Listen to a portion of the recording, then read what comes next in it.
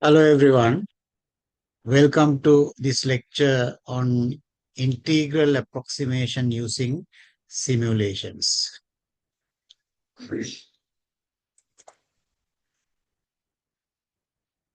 In this lecture, I'm going to talk about uh, Monte Carlo approximation to a finite interval, also Monte Carlo approximation on an infinite interval, and also variance of the estimator that we are going to use, and the advantages and disadvantages or limitations of this method.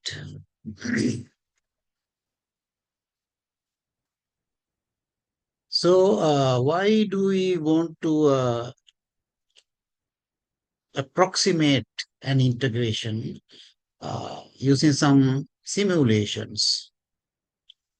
That is because there are lots of situations where we have to evaluate definite integrals or indefinite integrals, which are difficult or impossible to evaluate analytically. So in that kind of situations, Monte Carlo simulations provide an alternative numerical approach based on random sampling. So there are other methods, of course, mathematical, numerical approximations using numerical methods.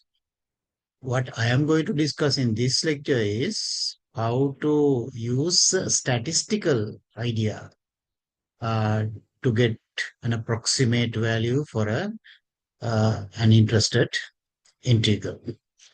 So the main concept that we are going to use here is law of large numbers. You remember we discussed this law of large numbers as a particular example of almost sure convergence in a previous video. So this method that we are going to discuss today relies on the law of large numbers. What does law of large numbers basically say? It says that the sample mean converge to the population mean. Or more statistically, if you mention sample mean converges to the expected value of the random variable when the sample size increases. So that is the basic idea of the law of large numbers. So what is the practical use of it? The practical use of it is actually if you have a reasonably large sample, you can use the sample mean of that sample as an estimate for the population mean or for the expected value of the corresponding random variable. So that is the idea that we are going to use here also. So what is the method? If I explain it very briefly, it's like this. The basic idea is to express the integral of interest. Suppose I want to uh, find out the value of some integral, and suppose I denote that by capital I. What we are going to do is we are going to express the same expression as the expected value of a function of some random variable x with a known probability function simple fx. Right. So the first step is to express the uh, integral of interest as the expected value of some function of a random variable capital X whose density function is known. Then if the integral of interest is equal to some expected value, then according to the law of large numbers, we should be able to get an approximate value for that using uh, the sample size. sorry, using the sample mean with a large sample, right? So that is the idea that we are going to use, right? So let me explain it again. There is some integral of interest we denote by I. We are going to write down the same expression as an expected value of some function of a random variable capital X whose density function is no. Then, according to the law of large numbers, we should be able to approximate that I as the sample mean of that function uh, when the sample size is large. So if I explain the same idea mathematically, I can write it like this. Suppose we want to find out this integral. Let us call it I.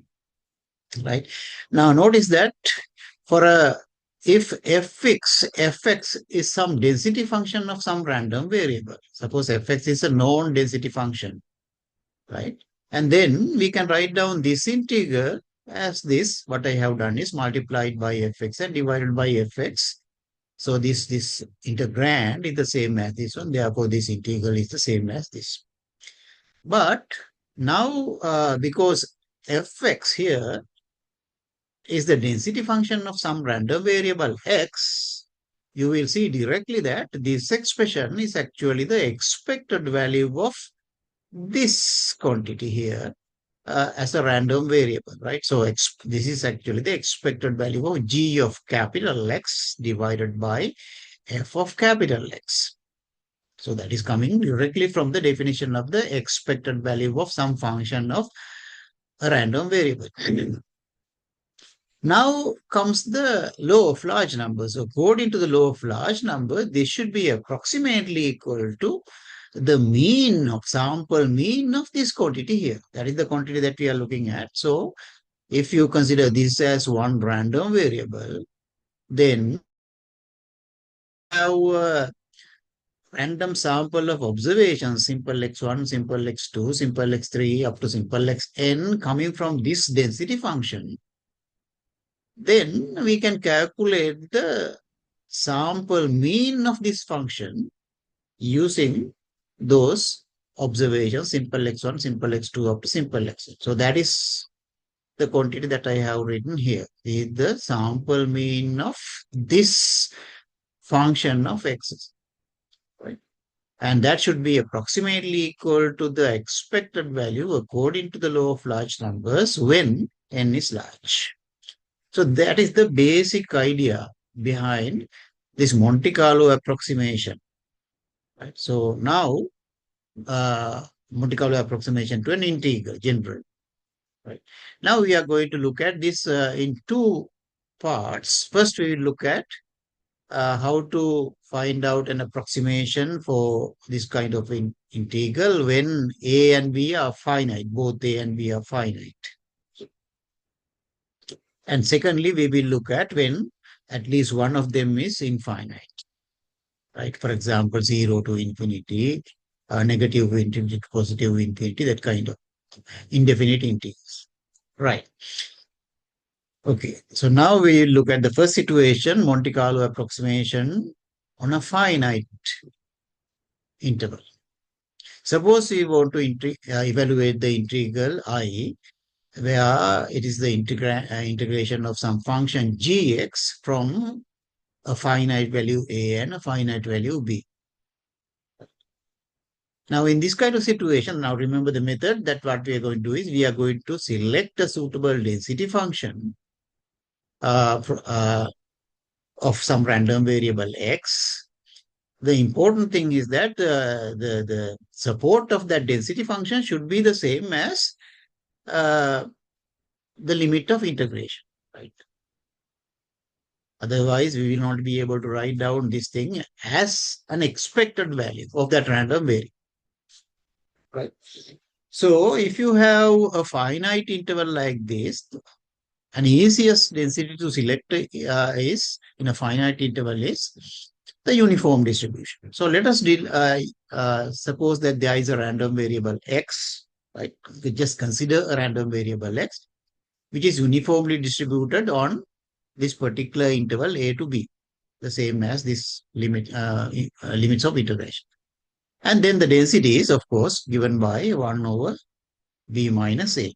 Right. So if I just follow the same procedure, I can write down I as uh, gx times b minus a divided by b minus a. In other words, this is actually the same as gx divided by fx times fx, right? Fx is equal to 1 over b minus a. So when you say gx divided by fx, b minus a comes to the front, right? Uh, Integration over x. And there you can see this is actually, so this is the density function of a uniform distribution in the interval AB. Therefore, directly we can see now this is actually the expected value of this quantity, b minus a times g of capital X, right? This is when you integrate it, we write down in terms of the variable of integration x here, but of course, when you consider the expected value, it is the expected value of b minus a times g of capital X, where capital X is uniformly distributed in the interval a to b. So then, by the law of large numbers, this expected value should be approximately equal to the sample mean of this quantity, this new random variable, based on a large sample. So what we are going to do is, first, we are going to consider a very large sample uh, of simple x1, simple x2, simple x3 up to simple xn, where n is very large, from the uniform distribution from A to B. Then we can calculate this quantity for each xi and then take the mean of those values. So that is, I can write down, I can take this b minus a out of the summation, b minus a. This is actually the mean of those gxi values, 1 over n, I from 1 to n, gxi. So the law of large numbers says that when n goes to infinity, this becomes this quantity.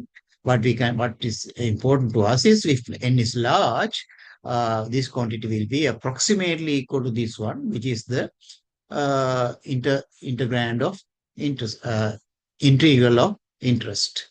Right. So what we are going to do is take a random sample, very large sample, for example, 10,000 values, or if possible, even more than that, and then calculate gxi, that g for whatever the gx interested, and then take the mean and then multiply by b minus a, and that will be giving you a good approximation to I. So let us look at an example. So here it says when n is large, I should be approximately equal to the sample mean of those values. So let's evaluate this quantity from 0 to 1. I want to integrate log x over 1 plus x with respect to x from 0 to 1. Right. So you can see that the limits are a and b are finite here. So we can easily use the same method that we used earlier, described earlier. Take the density as a uniform distribution from 0 to 1. Right. So if I apply that method here, b is equal to 1, a is equal to 0. So I'm taking the data x1 up to xn from a uniform distribution from 0 to 1. And then my gx will be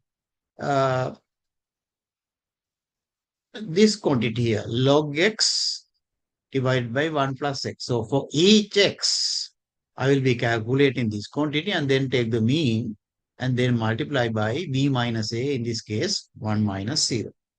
Right. So actually, in this case, it's possible to get the exact answer.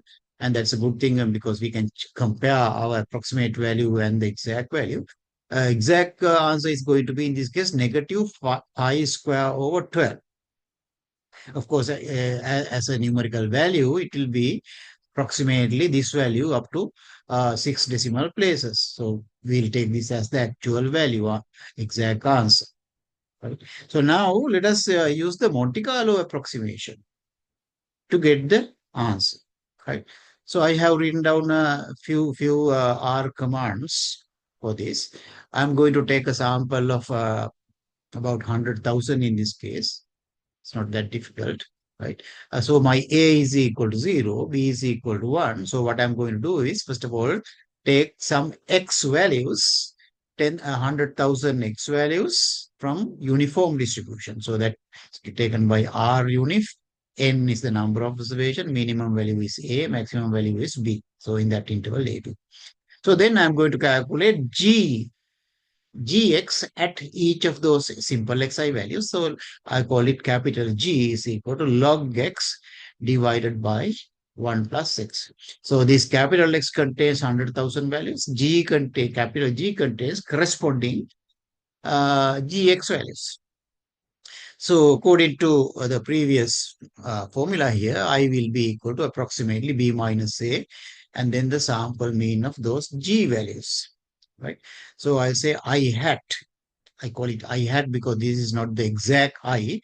It's going to be an estimate, right? So I hat is equal to B minus A times mean of G, right? So this is the answer that I get when I call for I hat, and I have written as that. So you can see that this is the approximation that I got from this particular sample of 100,000 I got, and it is 0.8227, so approximately 0.883.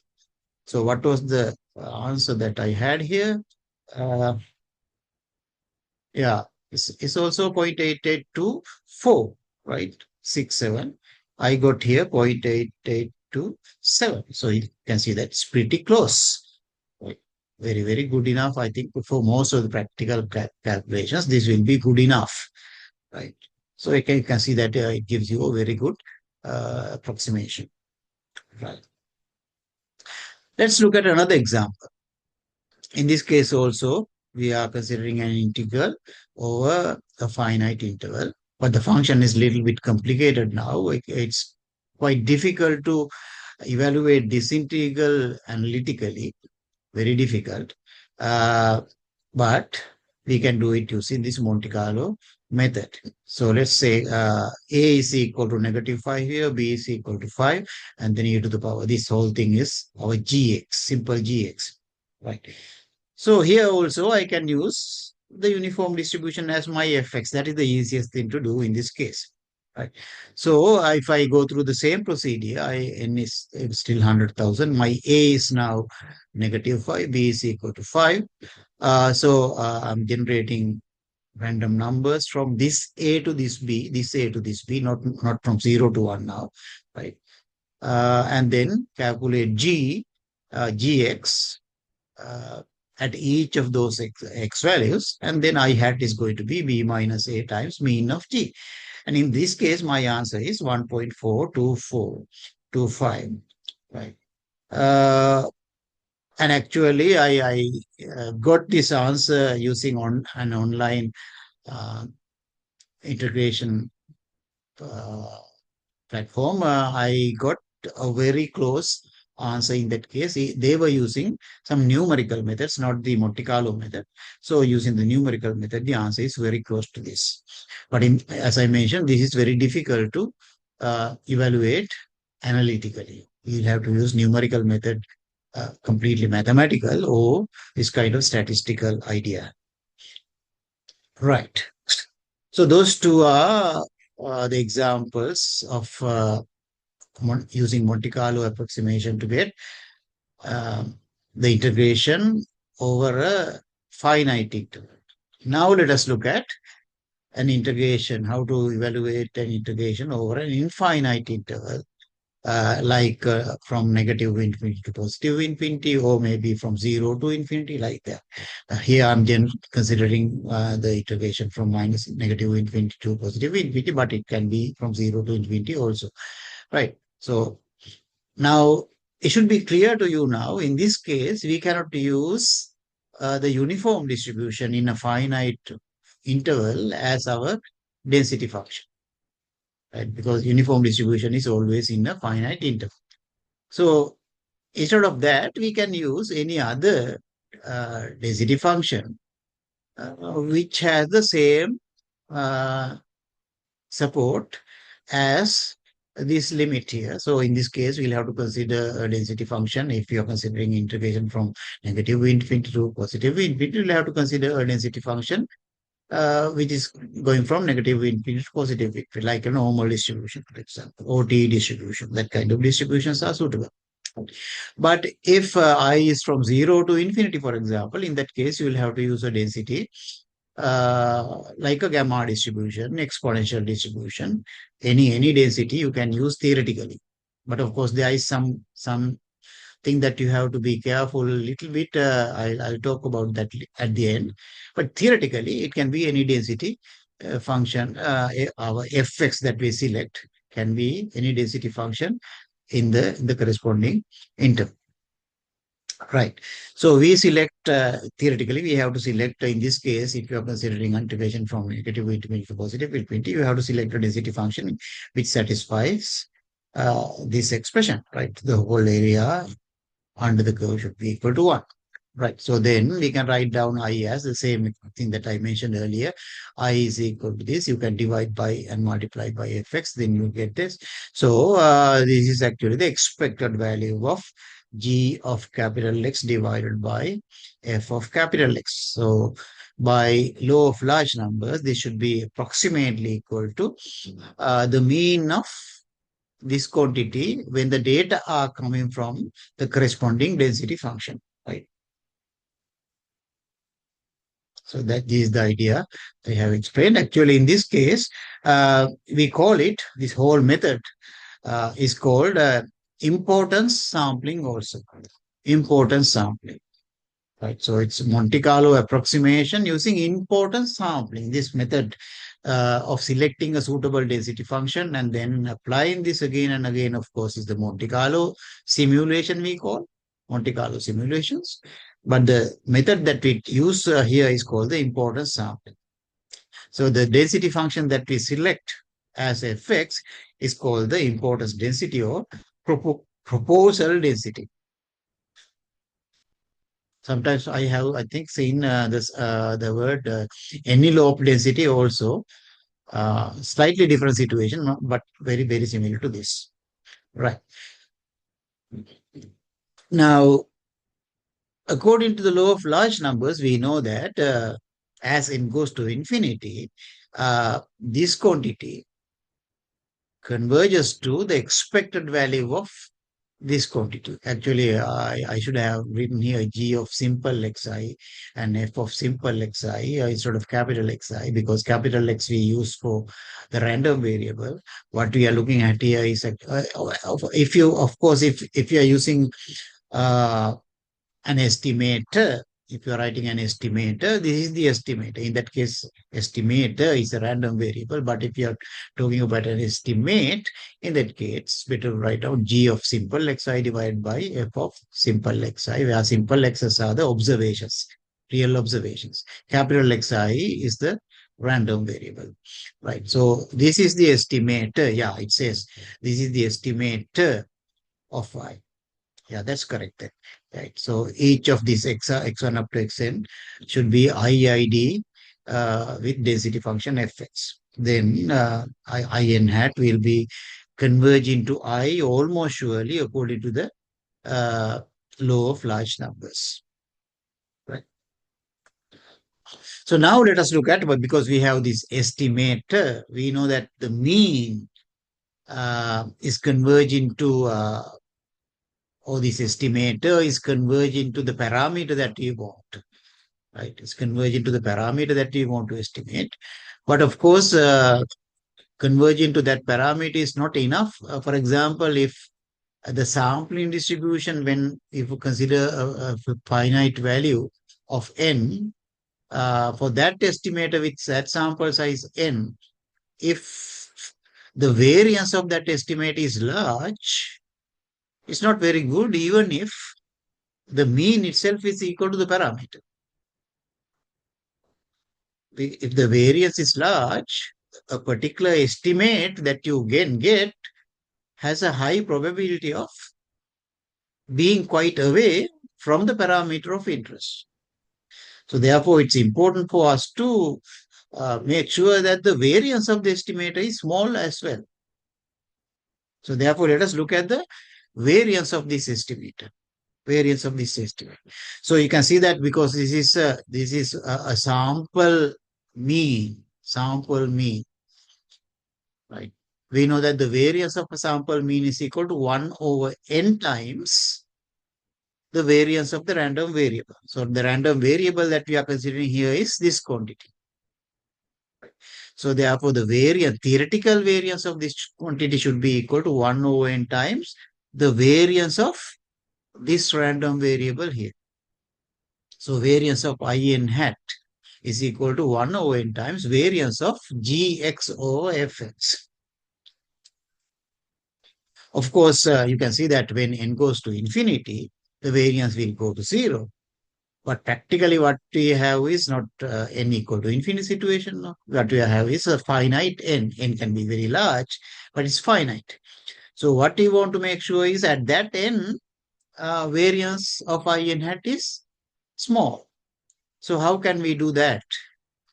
Right? So that's what I told that I will mention later at the beginning. A good choice of fx should resemble the shape of gx so that the variance becomes small for finite n. Right. So this fx has some kind of similarity to the function that we want to integrate gx. Of course, not exactly equal, but at least for a part of that, part of x values, fx is roughly equal to gx. That's better than taking any arbitrary fx. Right. So what happens if fx is equal to gx, at least for some x values, then that for those x values, this will be almost constant. So therefore, that will make the whole variance of that random variable small, right? You know, variance of a constant is 0, of course, but this is not going to be exactly a constant, but roughly a constant if gx is approximately equal to fx. So it's going to be roughly a constant random variable, and therefore the variability will be small even if n is not infinite, right? So if fx is approximately equal to gx, then this quantity is nearly a constant over an important region of the integration. As I mentioned, it may not be equal for the whole range of integration that we are interested in, but at least for an important range, if it is uh, roughly equal, that will be much better, right? Because then we will be able to say that we are very confident that our estimate is going to be close to the actual I that we want, right? So let us now look at one or two examples where we are considering improper integer. Right. So here I'm considering gx to be sine x over 1 plus x to the power 6. I want to integrate that gx from 0 to infinity. I got the answer to this thing again using an online integer calculator, and it gave me this answer here. So this may not be the exact answer, but this is up to certain decimal places. We will take it as the approximate value. Sorry, it will take as the actual value and see what we get as the approximate value using the Monte Carlo simulations. Right. So in this case, gx is this function. So the important question is, what density should I use? Of course, theoretically, you can use any density in the interval from 0 to infinity.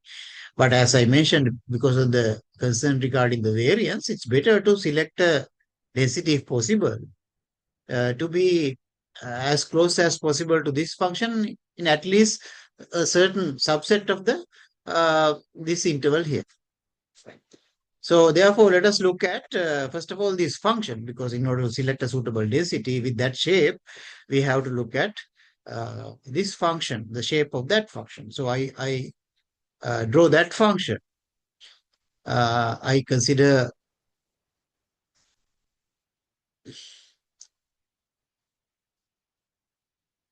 even though the integral is going from 0 to infinity, right? You will see that this function is going to be very high if x when x is large. Of course, sin x is going to be between some two values always. So if x is going to infinity, this is going to be going to 0, and this will be the well sin x or 1 plus x6. So gx will not be so gx will be actually close to 0 uh, as x is very large, becomes very large, right? Because this goes to infinity, no? This part goes to infinity, therefore the whole thing will go to 0. Therefore, it is not necessary to draw this function for the whole interval from 0 to infinity. I have drawn it for a finite small interval only from 0 to 5, just to get the idea about the function. So I consider a sequence from between 0 to 5, and I'm considering here uh, 10,000 values between those two. And this is the function sin x over 1 plus x to the power 6, right? So, and this is where I draw the function. I have actually included some other things. I will come and explain those things later. And what I do is I calculate, I first look at this function and then select a suitable density function. And then, of course, put those value of g and value of the density function. And I have drawn both in the same graph. But first, I, of course, look at g, right? So when I draw the g function, this is g, right? This black line is the gx function, right? So I have considered from 0 to 5 only. I can see that it is almost 0 here, right? So you can see that this has some kind of, what kind of shape is this as far as the density functions are concerned? There are large number of densities in the interval from 0 to infinity, right? With this positively skewed kind of shape. Now, of course, this is not a density function. This is some other g function, but uh, it resembles a positively skewed density function. So the first idea that you get is it's better to use a positively skewed density function in the interval from 0 to infinity, theoretically. Right? So therefore, what I did was I selected a gamma family. Now I want to select a particular gamma, so that that density function will be as close as possible uh, to this function. Right? Of course, that is not that easy always, because we have to select a suitable alpha value and lambda value for the gamma distribution. Right? So there are two unknowns to select, first of all. So you can use your own criteria to do that. What I did was I tried to select a gamma distribution whose mode is the same as the mode of this function. For example, this mode is occurring somewhere like 0.7, right? So one condition that I'm going to impose is whatever the gamma distribution that I'm going to use as fx should have the mode approximately at the same value as the mode of this function, like 0.7. That is one condition that I'm going to impose. And the other thing I looked at was I want the density function of my gamma to be somewhat close to 0 when x becomes 1.2, 1.5, 2, and that kind of thing, right? Close to that, more than that, the density should be almost 0. So I thought maybe if I uh, put the restriction that the 95th quantile of my gamma distribution to be 1.5 or somewhere around there, or maybe 2, even if it's possible, right? So 95th quantile to be somewhere around there. So I impose those two. So I want to find out now a density function, a gamma density function, satisfying those two conditions. The first one is the mode of that density function should be around 0.7. The 95th quantile 95th percentile, right? 0.95 fifth quantile or 95th percentile should be around 1.5 or 2, right? So for that, actually, I have to solve two nonlinear equations because the density function of a gamma distribution is nonlinear. Therefore, these two, the mode, if I say mode is equal to uh, zero point 0.7, mode is going to be a nonlinear function of alpha and lambda, and that should be equal to zero point 0.5. And then the 95th percentile is also going to be a function of alpha and lambda, but it's also a nonlinear expression. Therefore, I want that nonlinear expression to be equal to something like 1.5, right? Of course, I can find out the mode uh, of a gamma distribution with shape parameter alpha and rate parameter lambda from a book or internet. And when I found out that the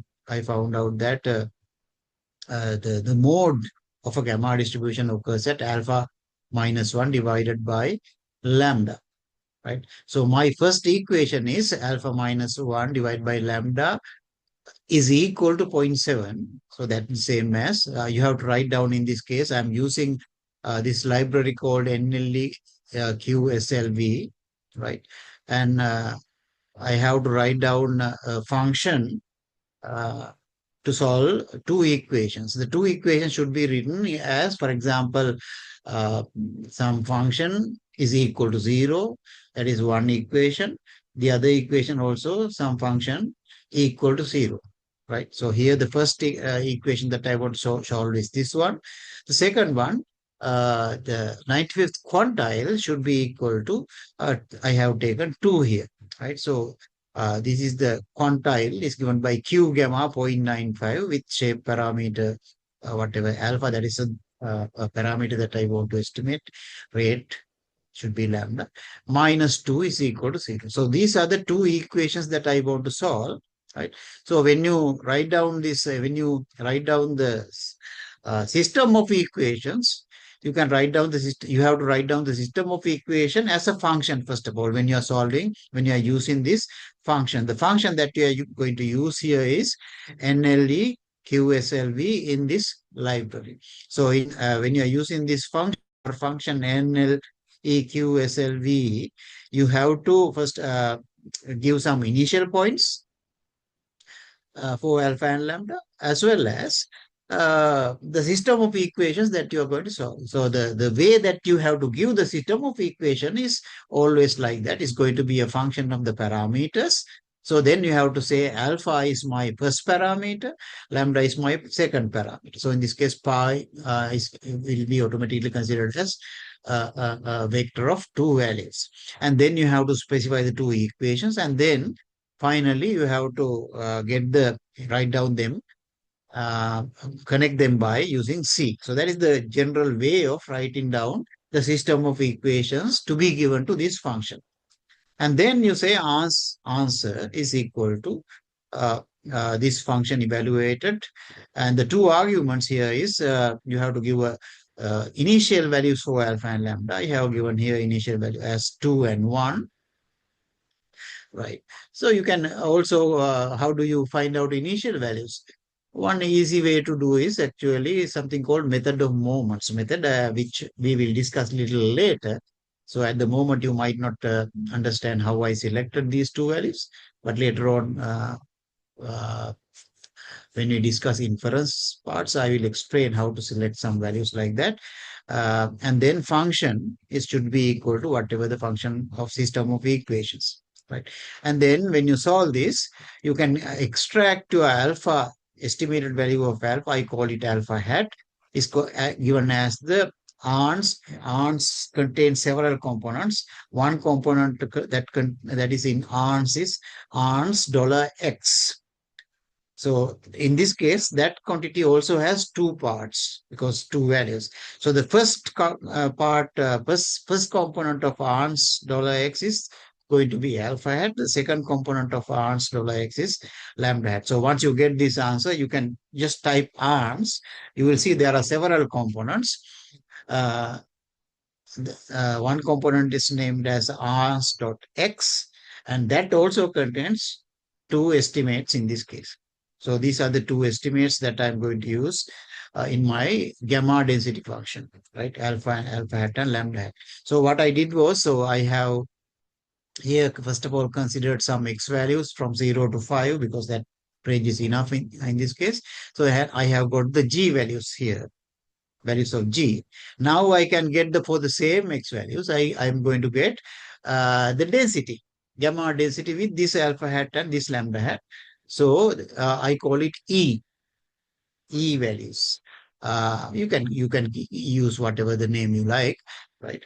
Uh, so uh, so E, I'm going calculating the D gamma, density of gamma evaluated at those capital X values with alpha hat and lambda hat. The first parameter here is the shape parameter, second one is the rate parameter. So then E will contain again 10,000 values of the density. So what I now do is I want to draw both of the graphs in the same picture. So I use the matplot command. Matplot x variable is the same for both ones, x values. So therefore, there is only x, one x, but the other one y values, there are two values in g and e. So c bind, you have to give it a c bind. And then I'm asking to use the lines to connect the points. I'm using two different types, type 1 and type 2. Type 1 is the uh, solid line and type 2 is actually the dashed line. I'm using two colors. Color 1 is the black, color 2 is red. And then X lab, I'm using X, and then Y lab GX. Actually, not only GX here, I'm showing both GX and also FX is shown in the graph. Right. So I want these lines to be a little bit wide. So I use LWD, line width is equal to 2. And I know what it is, but somebody else might not know what it is. Therefore, it's better to put a legend. So I'm going to put a legend on the top right of my picture. So these are the things that I want to write down as legend, uh, GX and FX, and then the corresponding colors and line types have to be mentioned. Otherwise, we cannot distinguish. Right. So when I run this, this is the graph that I get. Right. So therefore, in this integration, I'm going to integration of this function. I'm going to use this function, this density function, as my fx. Right. So these are the equations that I considered. Mode of the gamma, I got this expression from internet. You can easily find out alpha minus 1 over lambda. We want that to be roughly 0.7 and Q gamma 95th percentile to be actually what I had was not 1.5 in my program. I had 2, I think. Yeah. So that was I forgot to change here. So anyway, using those, these are the alpha hat value and lambda hat value. I call it alpha approximately equal. Oh, that is my alpha hat value. This is my lambda hat value. So I know now alpha hat and lambda hat. Therefore, now these are the values that I got to uh, draw this curve here, density function, right? So using those now, what I do is I first of all calculate x because I need to now get some random observations from my density. So I use x equal to r gamma n. Here I'm using 100,000 values for the random numbers. I'm using 100,000, but for the graph, of course, I use only 10,000. Even 100 is enough for that purpose. But here I'm taking a random sample. My sample should be very large. So therefore, I'm considering 100,000 here. R gamma with this n with that at alpha hat and lambda hat, where alpha hat and lambda hat was coming from this program here. So G has to be calculated at those points also. So G is equal to sin x divided by 1 plus x to the power 6. So now I have to calculate the density. Now here, these are the random numbers coming from this density function. So I have to calculate the density function at those x values. So use d gamma x alpha hat lambda hat.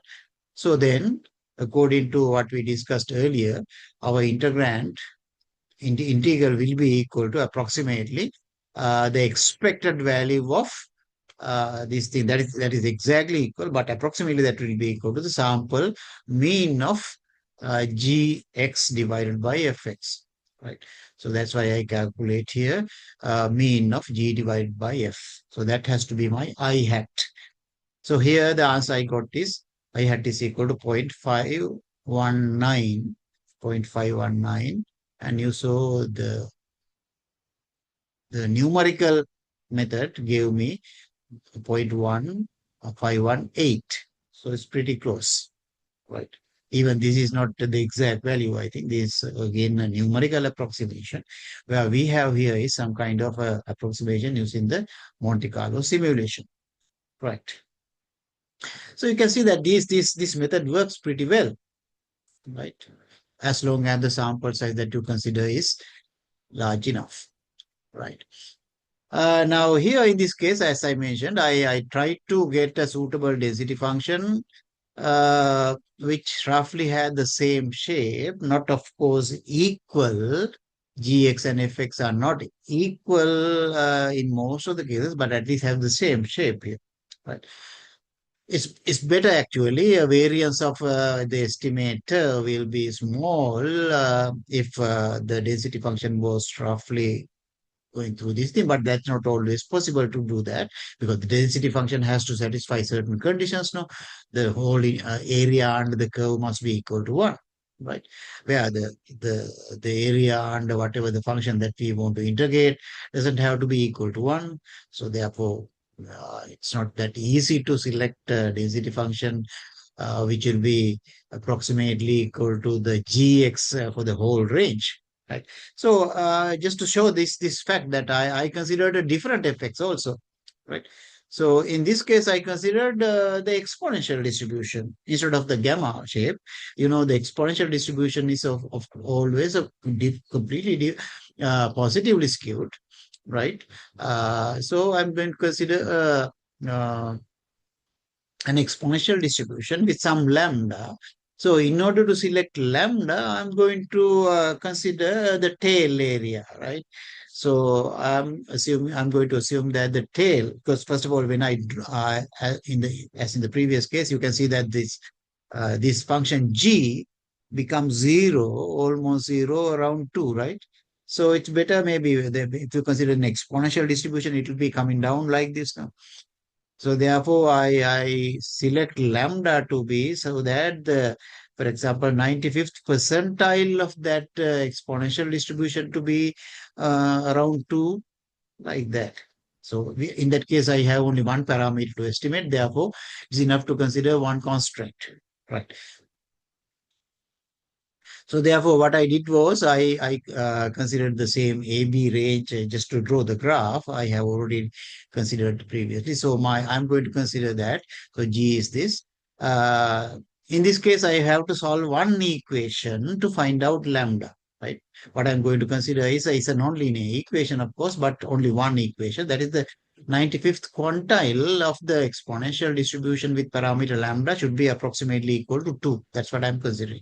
So here, therefore, I have in my function, I call it G lambda in this case. It's not a system of equations, it's only one equation. That equation is Q exponential quantile of the 95th quantile of the exponential distribution minus 2 should be equal to 0. So that is the equation that I'm going to solve. It's a function of lambda. So here I use in order to solve one equation, nonlinear equation, you can use the R function uniroot that you can use is a function that you can use to solve one nonlinear equation. So here the root will be directly given by the function. So I call it lambda hat. Lambda hat is equal to uniroot. In that case, you have to give the function that you have to solve, g lambda, and then in which interval you are going to look at the root. For example, if you have a uniroot, single root, of course, that function should cut off the x value, x-axis at some point. So that is the root, right? So that point has to be in some interval. So in order to run this function in root, you have to specify some initial interval.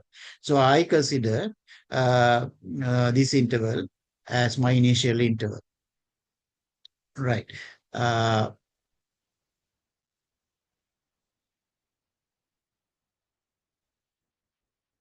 Yeah, actually, what happens is when you take the uniroot function, if you ignore this part, right? If you ignore that part, uniroot output will contain again several components.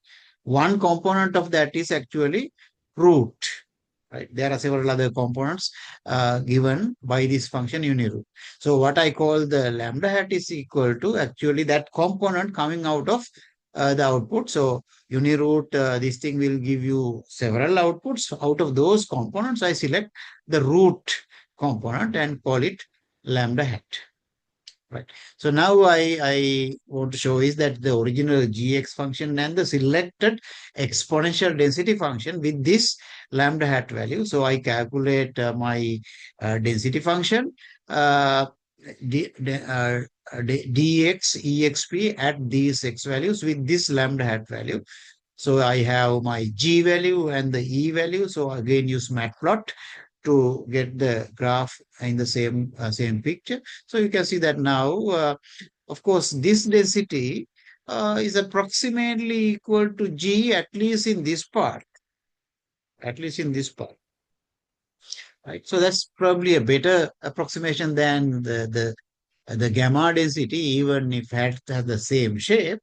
As far as the two functions are considered, this function may be better because it's at least roughly equal to the integrand that we want to consider, at least in a part of the integral range of integrals, right? So if I do the same procedure with this density function, my answer becomes 0.516. So earlier it was 0.519. Now 0.1516, right? Of course, if you take a different random sample, right? If you run this same function with a different random sample of 100,000 values, your answer is going to be different, but still going to be very close to this. Several decimal places at the end will be different, right? Because this is based on a random sample. Now we are calculating gx divided by fx, the mean of that, calculated at 100,000 randomly sampled observations coming from fx, right? So as the sample changes, of course, the estimate will be different, right? But estimator is the same, but estimate, as you know, in not only in this situation, in any other situation, estimate is going to be different from sample to sample, right? So that is the very basically what this method is, Monte Carlo simulation method based on the law of large numbers to get an approximate value for an integer, right? So now let us look at kind of advantages and limitations of these methods. These are not very serious ones. Of course, advantage is good because you can use this method to get the value approximately of any integrand. So that is a good advantage. And we saw that using the examples, the answers are pretty close to the actual values. Of course, this method can be extended to multidimensional integrals also, right? Here, what we looked at is single dimensional ones, but multiple integrations, right? Also, you can apply the same method. Uh, So the advantage is, of course, as I mentioned, this method will be useful mainly when you cannot calculate the integration analytically, right? Even if you can calculate analytically, it might be very difficult, right? In that kind of situations, also you can use this.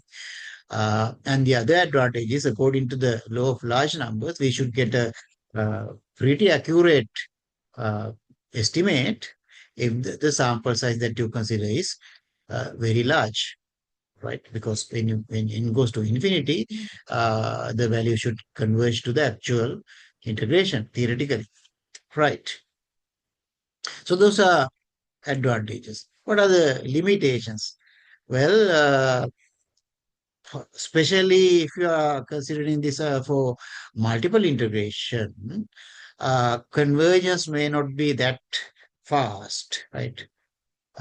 Very slow, and therefore calculation might take some time. But of course, for these examples, it didn't take at least a fraction of a second. Very, very quickly you get the answer. One disadvantage is, of course, the answer that one person get may be different from the other person's get to the at the end of the several decimal places, of course, because it depends on the sample he or she used.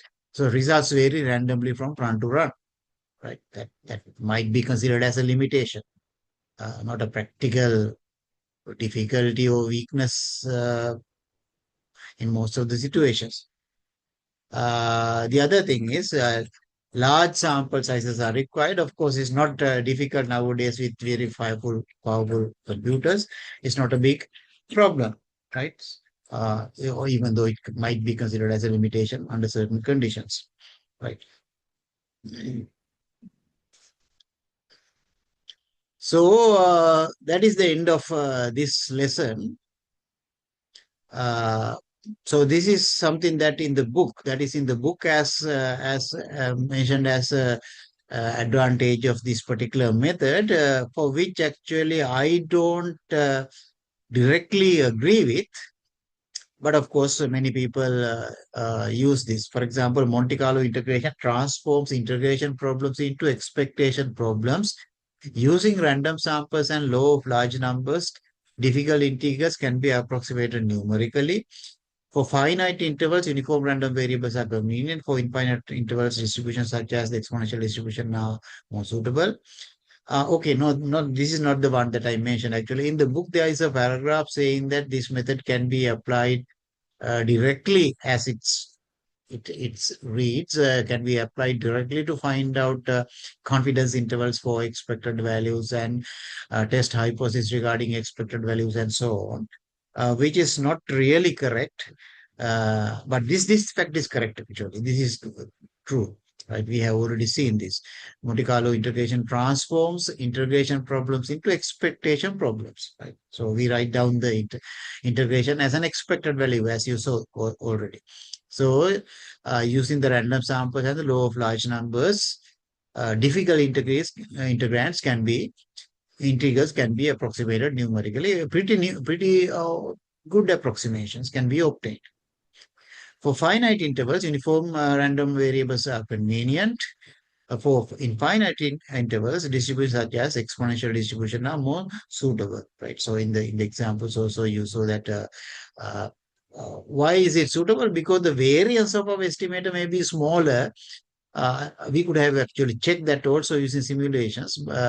We will do that later, right? So we will look at the variations of estimator when we are using the gamma distribution and also the variance of the estimator when you are using the exponential distribution. Actually, we could have tested that, checked it.